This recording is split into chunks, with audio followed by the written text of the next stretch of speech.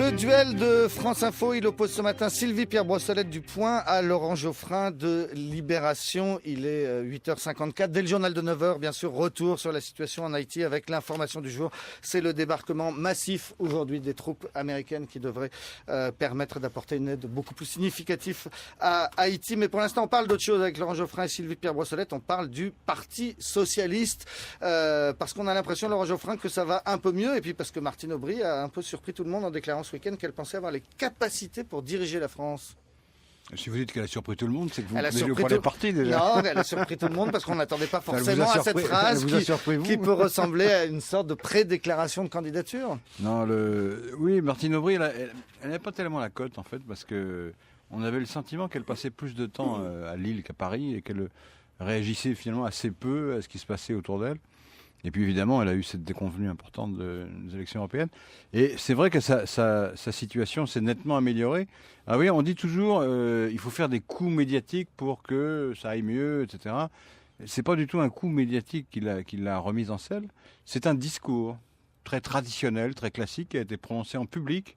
C'est le discours qu'elle a prononcé il y a je sais pas, 3 semaines, me semble-t-il, qui était une réponse, au fond, au débat lancé par Éric Besson sur l'identité nationale. C'est un discours sur la France, qui était un bon discours, qui était bien travaillé, bien charpenté, avec beaucoup de références historiques, et avec une explication qui tendait à relativiser, finalement, l'opération Sarkozy-Besson. Et c'est à ce moment-là que les gens se sont dit, effectivement, elle a quand même une réflexion. Jusqu'à présent, elle avait surtout la réputation de quelqu'un de très volontaire, de très travailleur, de bonne experte, bonne technicienne, mais elle avait moins l'aura politique qu'il faut pour prétendre au plus haut niveau. Et donc, grâce à ce discours, elle a repris une stature qui s'était effritée. Et puis, enfin bon, je reviendrai. Alors, elle a à la fois des atouts et des handicaps évidents. Les atouts, un meilleur look, là, depuis très récemment, lors des vœux, elle s'était pomponnée, ça fait toujours meilleur effet, parce que souvent, elle était ça, c'est une chose que les hommes ne peuvent pas dire. Non, mais... mais si on parle du look, on parle du look des hommes. On parle toujours du look des hommes et de Borloo mal coiffé, donc pourquoi est-ce qu'on ne parlerait pas de Martine Aubry qui a fait des efforts? Bon, plus sérieusement, elle a 2 atouts fondamentaux. Elle est à la fois chef de parti, ça ne suffit pas. Elle est populaire, ça ne suffit pas. Enfin, ça quand même, ça donne une assise, une avance sur les autres. Et effectivement, elle est plus présente qu'avant. Ensuite, mécaniquement, comme Sarkozy, il y a plutôt des ennuis. La droite patauge un peu, s'enferre dans quelques débats désagréables. La gauche remonte. Et donc, le chef du parti le plus important de la gauche en bénéficie du moment qu'il fait à peu près le travail.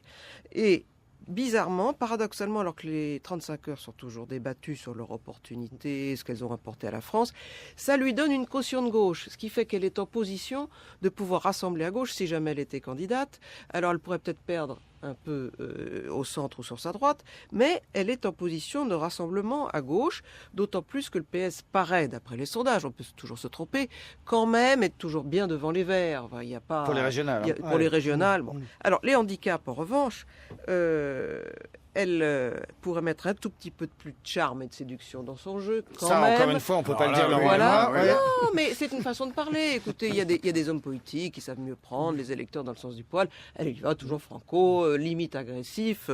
Elle apprendra sûrement parce que c'est des choses qu'il faut faire.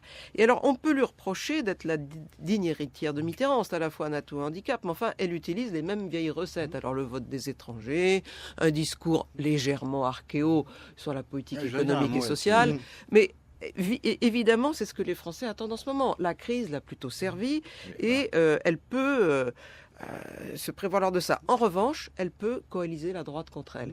Il y aurait Strauss-Kahn. C'est vrai que la droite se dit Strauss-Kahn, c'est pas bien dangereux. Les gens qui en ont assez de Sarkozy pourraient peut-être s'abstenir. Martine Aubry provoque encore un réflexe de Pavlov à droite contre elle.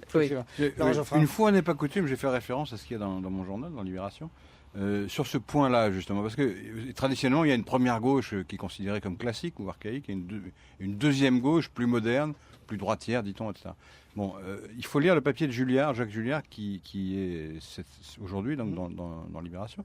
Il explique que cette notion-là a explosé et que la deuxième gauche a disparu et qu'il faut revenir, enfin je résume vraiment, il faut revenir à un classicisme, à un certain classicisme de gauche, en tout cas être beaucoup plus raide, être beaucoup plus avoir une position beaucoup plus nette vis-à-vis du libéralisme, de l'économie de marché, du capitalisme financier. Et je crois que ça correspond effectivement à un changement dans le paysage. Sarkozy lui-même a évolué de ce point de vue-là.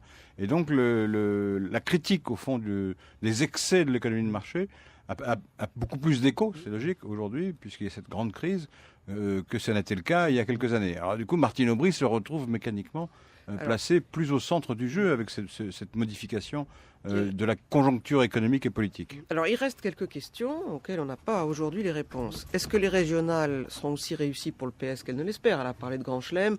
Si c'est en dessous, elle n'aura pas l'air d'avoir gagné son pari. Est-ce que les Verts vont jouer le jeu dans l'accord de rassemblement de deuxième tour ou est-ce que ça va être une bataille de chiffonniers? On ne le sait toujours pas non plus. Est-ce que Strauss-Kahn va arriver dans le jeu ou pas? Là aussi, c'est un grand suspense pour Martine Aubry. Pour l'instant, il n'est pas là, il ne parle pas, donc elle a le champ libre. S'il décide de débouler dans le jeu, à mon avis, il aura une priorité sur Martine Aubry. Ensuite, est-ce que Ségolène a une toute petite chance de revenir avec une victoire formidable en Poitou-Charentes, comme elle vient de mettre quelques modems dans son jeu? Est-ce qu'elle peut incarner une forme de modernité à gauche? Et puis alors, est-ce que les primaires vont être le meilleur ou le pire? On ne sait pas. Si les primaires ont vraiment lieu et que le Parti socialiste s'écharpe, ce ne sera pas bon non plus pour Martine Aubry, mais ça peut être le meilleur. Voilà. L'équation Martine Aubry, équation à plusieurs inconnus, nous ont dit ce matin Laurent Geoffrin et Sylvie Pierre Brossolette du Point. Merci beaucoup à tous les deux.